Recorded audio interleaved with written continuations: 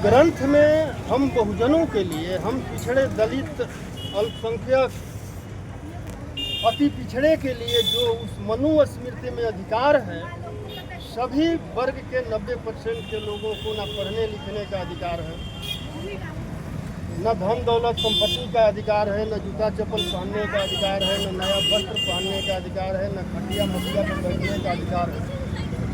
उस ग्रंथ को फिर से इन लोगों ने केंद्रीय विद्यालय के पाठ्यक्रम में शामिल करने का प्रावधान किया। एक वह दौर था, एक यह दौर है।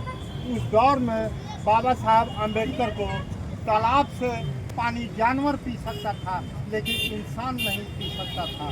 वह दौर और आज के दौर में तुलनात्मक क्या अंतर है? आज ये लोग उसी दौर के में लाने के लिए जो है पुनः उसी ग्रंथ को ला रहे हैं। इस ग्रंथ को बाबा साहब ने अपने जीवन काम में जलने का काम किया और उस ग्रंथ को जलाने का काम किया।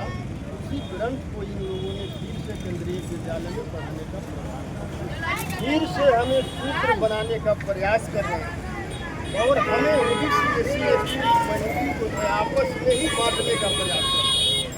जबकि ओबीसी एससी एसटी में कितनी जातियाँ आती है, तो सब लोगों को मनुस्मृति पढ़िए, रामायण पढ़िए, महाभारत पढ़िए, उसमें हम सभी पिछड़े दलित अल्पसंख्यक और अति पिछड़े का अपना अस्तित्व उसमें पता चल जाएगा कि उन लोगों ने हमारे लिए क्या कहा है और उनके दिल में हमारे लिए सोच क्या है।